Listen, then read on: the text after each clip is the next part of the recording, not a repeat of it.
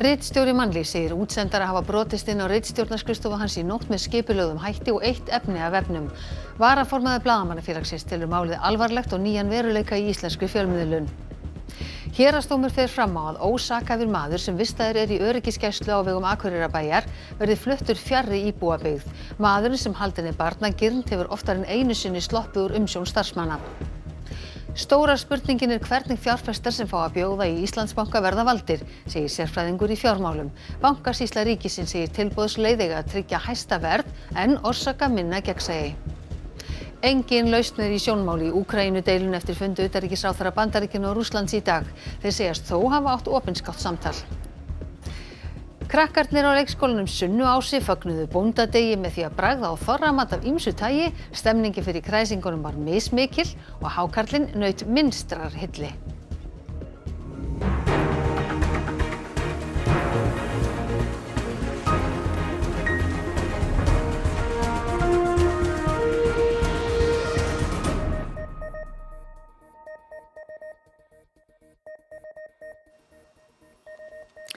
Komið þið sæl.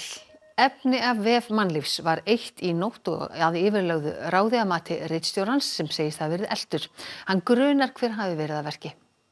Ritstjóra Mannlífs, Reyni Traustasyni, brá í brún í gærkvöldi þegar hann sá að það hefði verið brotist inn í bílinn hans. Það er búið að fara inn í bílinn hérna í gegnum rúðuna, það er búið að brjóta þetta og við heldum fyrst þetta að veri bara smákrimarán. En svo kom á daginn í morgunsárið að þeir áttu erindi að finna annarkvort tölvu eða lykla og eitthvað og þeir fundu lyklana sem dugðu til að komast hérna inn. Og hér fóru þeir eitt í nótt og sátu svo við í 4-5 tíma að eyðileggja veginn. Bíllinn var uppi í Úlfarsárdal þegar brotist var inn í hann 10 kílómetrum frá skrifstofu Mannlífs sem er í Ármúla og frá götunni er ekki að sjá að þarna séu skrifstofur Mannlífs. Innbrotsþjófarnir fóru inn á skrifstofu Reynis og tóku tölvuna hans og svo kallaða turn tölvu en ekkert annað. Með turntölvunni komust þeir inn í vef umsjónarkerfi Mannlífs. Skíturinn á borðinu er eftir lögguna, þeir voru að taka fingrafara sinni. Vefur Mannlífs lá niðri fram yfir hádegi og enn er reynt að endurheimta fréttir síðustu daga. Það er náttúrulega bara ömurlegt í sjálfu sér. Það liggur náttúrulega fyrir að ég hef verið eltur. Hvað er þessi menn færir að gera? Þetta eru menn held ég með fullum sönsum. Þetta eru útsendarar. Þetta er ekki einhver sem er reiður út af einni frétt eða þykist eitthvað þannig harma hefna. Þetta er eitthvað annað og meira. Þetta er gert að yfirvögum hætti og þetta er gert að tilstuðlan einhvers. Og veistu hvers? Nei, ég ætla ekki að segja það. Ég hef alveg mína grunnsemdir. Lögreglan á höfuðborgarsvæðinu er með málið í rannsókn og Blaðamannafélagið lítur það alvarlegum augum. Ég held að það sé öllum ljóst að þetta er algjörlega nýr veruleiki hvernig þetta er framkvæmt. Þetta er náttúrulega ótrúlega alvarlegt og það liggur alveg fyrir bara strax að þetta er þaulskipulagt. Ásetningurinn er ekki að sækja einhver efnahagsleg gæði eða einhver verðmæti inn á ritstjórnarskrifstofuna. Það er farið inn þarna til þess að skemma fyrir og eyðileggja og fara í gögn. Þetta er ekki eins og hvert annað innbrot. Ritstjórnarskrifstofur og fjölmiðlum hafa geyma alls konar trúnaðar upplýsingar. Akureyrarbæjar hefur ekki tekið ákvörðun næstu skref eftir að héraðsdómur fór fram á að öryggisgæsla manns sem er í umsjón bæjarins yrði hert og hann fluttur fjarri íbúabyggð. Maðurinn hefur tvisvar sloppið úr höndum starfsmanna. Héraðsdómur Norðurlands eystra hefur hert öryggisgæslu manns á 30-aldri þannig að hann verði fluttur fjarri íbúabyggð þar sem hans verður gætt allan sólarhringinn. Dómur héraðsdóms var birtur á heimasíðu dómstólsins í gær en síðar fjarlægður. Það var gert eftir að ábendingar komu að of persónulegar upplýsingar kæmu fram í dómnum. Fréttablaðið greindi frá innihaldi dómsins í gær. Þar segir að maðurinn sé talinn mjög hættulegur börnum og kemur fram í skýrslu geðlæknis að ef hann fái tækifæri til muni hann misnota börn og jafnvel drepa. Þá var hann sýknaður vegna ósakhæfis eftir að hafa ráðist á 8 ára gamalt barn, tekið það hálstaki og hótað lífláti. Atvikið varð haustið 2020 en þá slapp maðurinn úr umsjá 2 starfsmanna og réðst á barnið sem var á leið heim úr skóla. Samkvæmt heimildum fréttastofu er þetta ekki eina skipti sem maðurinn hefur sloppið, því skömmu síðar lagði hann á flótta og fannst í miðbæ Akureyrar. Í dómi héraðsdóms kemur fram að maðurinn eigi sér langa sögu að áreita og misnota börn og segir geðlæknirinn hann heltekinn af barnagirnd. Þá telur geðlæknirinn það nánast örugt að ef hann fái tækifæri til að misnota börn muni hann nýta það. Þess vegna óskað eftir því að hann verði ótímabundið í öryggisgæslu og að herða þurfi gæslu sem hann býr við núna. Flytja þurfi hann á annað heimili fjarri íbúabyggð og jafnframt þurfi hann að sæta stöðugri gæslu allan sólarhringinn. Guðrún Sigurðardóttir, sviðsstjóri velferðarsviðs Akureyrarbæjar, vildi ekki veita fréttastofu viðtal vegna málsins. Hún sagði að nú yrði dómurinn skoðaður og í framhaldinu tekin ákvörðun næstu skref.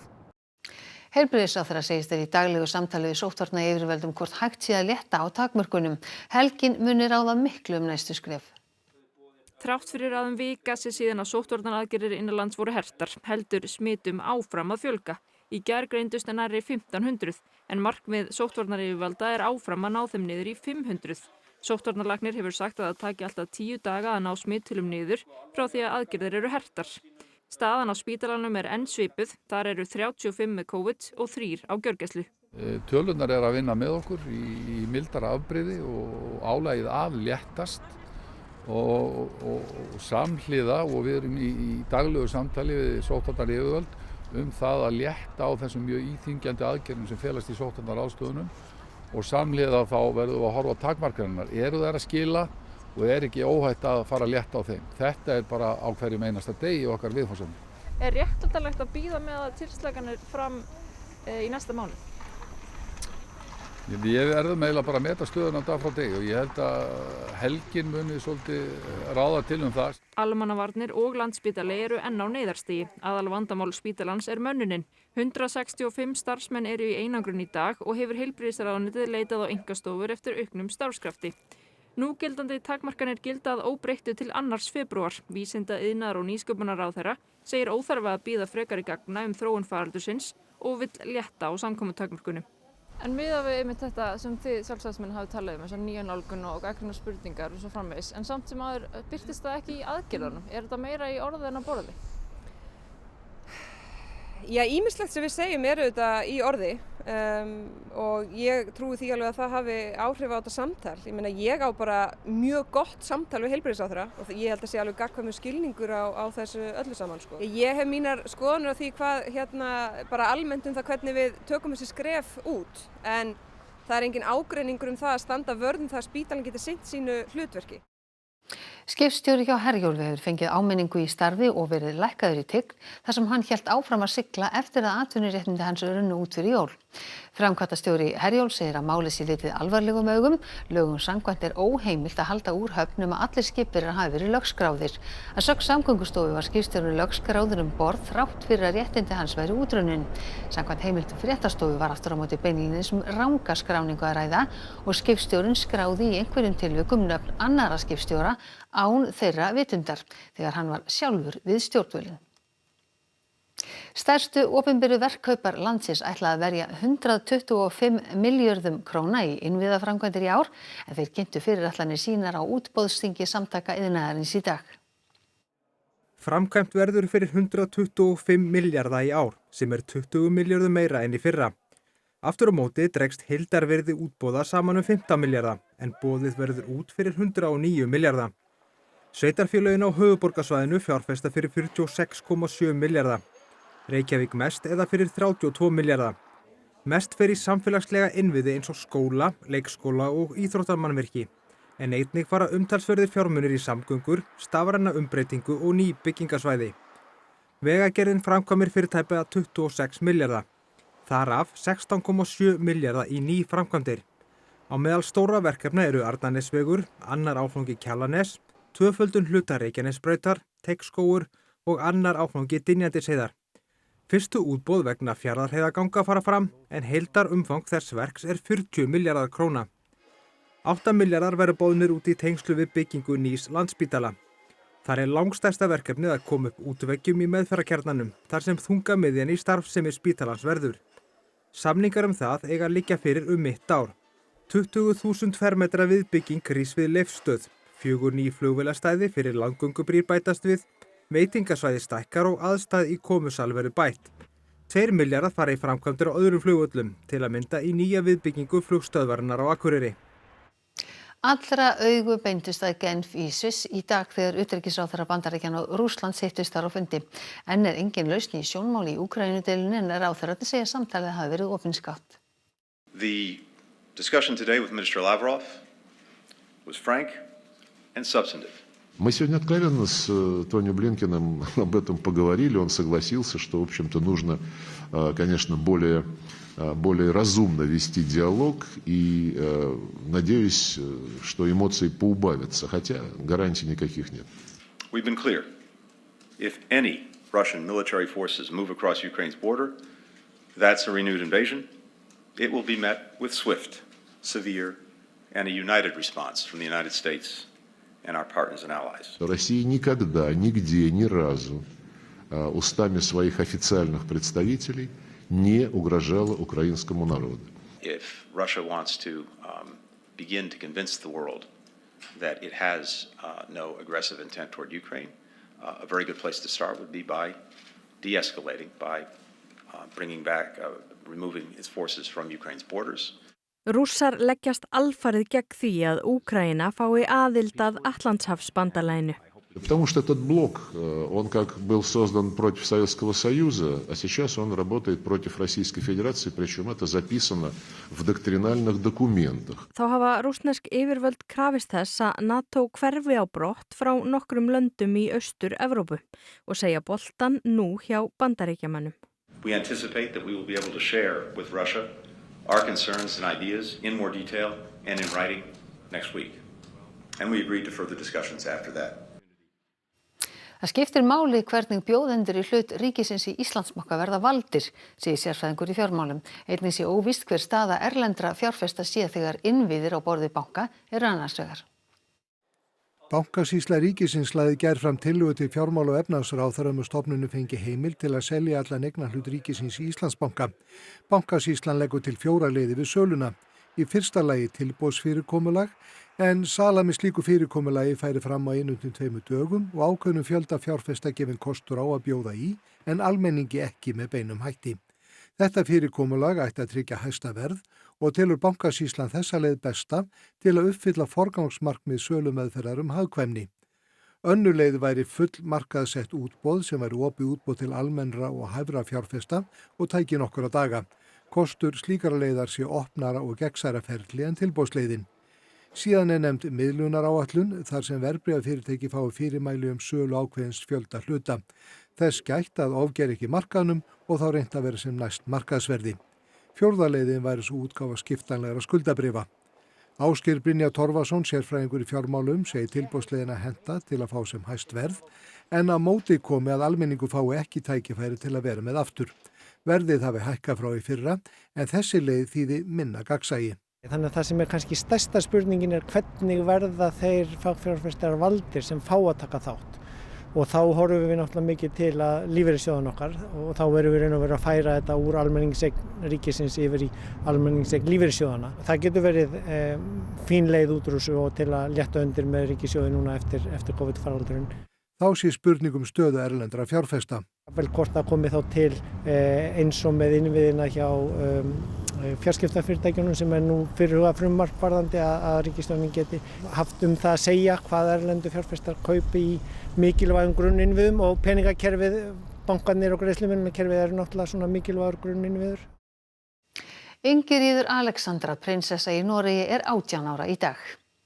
Ingiríður er elsta barn Hákons, krónprins, og því viðbúið að hún taki við krúnunni í framtíðinni. Hún verður þá önnur konan til þess í Noregi, sú fyrsta var Margrét drottning, sem ríkti fyrir rúmum 600 árum. Ingiríður hefur nú tekið formlega við störfum innan krúnunnar. Hún heimsótti Stórþingið í gær og kynnti sér störf þingsins. Þá átti hún fund með Jónasi Gahr Støre, forsætisráðherra, og fleiri ráðherrum úr ríkisstjórn Noregs. Maður sem lifði af hamfarirnar á Tonga segist hafa verið í sjónum í 27 klukkustundir eftir að flóðbylgjan reif hann með sér. Hjálpargögn eru loks farin að berast til Tonga eftir sprengigosið á laugardaginn. Fyrstu hjálpargögnin bárust til Tonga í gær frá Ástralíu og Nýja-Sjálandi eftir öflugasta sprengigos í áratugi sem var á laugardag. I just heard from one of the relatives of those who were affected in Mango Island. They got out of the island with what's on their back. So everything you have, all your creature comforts at home, these people don't have. So they rely on people's support, on the government support, and this will go a long way. Tonga-eyjar eru 170 talsins en aðeins 36 eru byggðar. Rúmlega 100.000 manns búa þar, langflestir á stærstu eyjunni Tonga Patu eða 75.000 manns. Sæstrengurinn sem tengir Tonga við umheiminn slitnaði á 2 stöðum og öll samskipti því erfið og stópul. Viðtal við 57 ára mann sem lifði hamfarirnar af hefur því vakið heimsathygli í dag.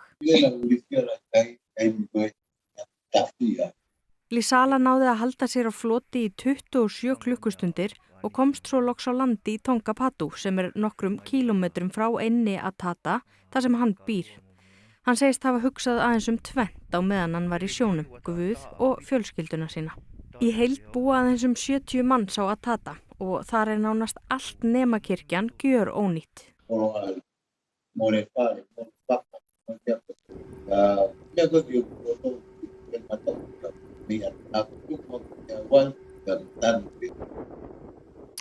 Bandaríski tónlistarmaðurinn og leikarinn Meatloaf látin 74 ára að aldri. Meatloaf sló í gegn árið 1977 með plötunni Bat Out of Hell en hún ein mest selda plata tónlistarsögunnar. Fjölskylda hans staðfesti andlát hans á Facebook þar sem segir að hann hafi látist í gærkvöld umkringdur eiginkonu, 2 dætrum og sínum nánustu vinum. Hann hét Michael Lee Adey en náði miklum vinsældum undir listamannsnafninu Meatloaf á 9. og 10. áratugnum. Hann tók einnig að sér hlutverk í ýmsum kvikmyndum og sjónvarpsþáttum á ferlinum. Hans langþekktasta hlutverk innkoma hans í The Rocky Horror Picture Show árið 1975. The fact that they have bought tickets, come to shows, and the majority of them have loved what I've done. That's been the best present that you could ever get. And that they've loved what you've done, and they've been fans, and they stay fans. I would do anything for love. Oh, I would do anything for love. I would do anything for love, but I won't do that. Og það bóndadagur og súr hárkarl sló ekki í gegn hjá börnunum á leikskólanum Sunnuási í Reykjavík. Nokkur gerðu þó tilraun til að borða hann en hann kom fljótt út aftur. Bóndadagurinn í dag sem markar upphaf þorra. Ungir sem aldnir hafa væntanlega gætt sér á þorramat í dag. Á leikskólanum Sunnuási við Dyngjuvegi í Reykjavík var boðið upp á þorramat af ýmsu tagi. Við vorum með svona smakk sem kom til okkar og það var sviðasulta, slátur og hrútspungar og margt fleira. Síðan var náttúrulega grjónagrauturinn sem var svona undir staðan að máltíðinni. Voruð þið eitthvað búin að tala við krakkan áður að það væri svona matur í dag? Já, við vorum í samverustundina fyrir hádegismat og þar voru að tala að væri svona smakka og maður þyrfti að vera hugrakkur að smakka og svona og síðan vorum við að kafa hann í þorran. Það var mismikil stemming hjá börnunum á Sunnuási fyrir þorramatnum en þó mismunandi eftir því hvað var verið að tala um. Grjónagrauturinn naut almennra vinsælda. Hvernig finnst þér hann? Góður. En var hákarlinn, hvernig var hann á bragðið eiginlega? Ég veit ekki. Nei. Ekkert rosalega góður? Nei. Hvernig finnst þér þessi matur? Góður. Finnst þér allt hérna á borðinu gott? Nei. Hvað ekki gott? Ekki gott. Þetta sem svona súrt á bragðið. Prófaðu að borða hákarl? Nei. Leist þér ekkert á hann? Nei. Hvernig líst þér á matinn? Góður. Ertu búin að smakka allt? Nei. Var eitthvað sem þið langaði ekki? Hákarlinn. Leist þér ekkert á hann?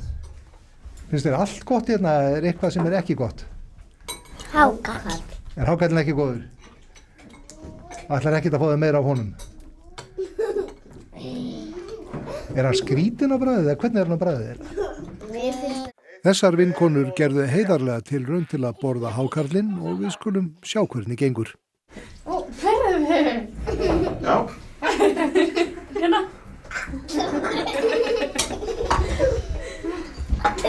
Var hákarlinn ekki góður? Hvernig var hann á bragðið eiginlega? Ekki gott. Bara súr.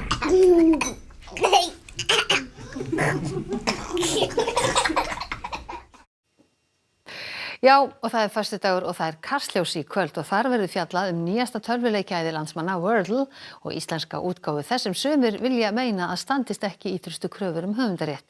Það verður líka rætt við Heru Hilmarsdóttur leikkonu ferilinn og verkefnin framundan. En Birta Líf, þú ert komin hingað til okkar og hvað vilt þú segja okkur helgarveðrið? Hvernig verður þetta? Það vetrarlegt veður í kortunum. Það nú þegar komnar appelsínugula viðvaranir á norðvestanverðu landinu og gul á Faxaflóa. Síðan í kvöld og nótt eru bætast við gula viðvaranir vegna vinds á norðaustan og austanverðu landinu. Þessar viðvaranir halda áfram núna á morgun og svona eftir hádegi þá erum við með þessar viðvaranir appelsínugula á norðvestanverðu landinu og gular á Faxaflóa. En síðan annað kvöld þá rennur þetta út. Fólk beðið að fylgjast vel með spánum. Þetta ekki veður til þess að vera að ferðast á milli landshluta. Bílar eru nú þegar að festast og að lenda í vandræðum og það möguleiki að vegum verður lokað fyrr en áætlað var, segir Vegagerðin. Þannig að leggja ekki af stað nema að búin að kynna sér veður, aðstæður og færð. Akkurat.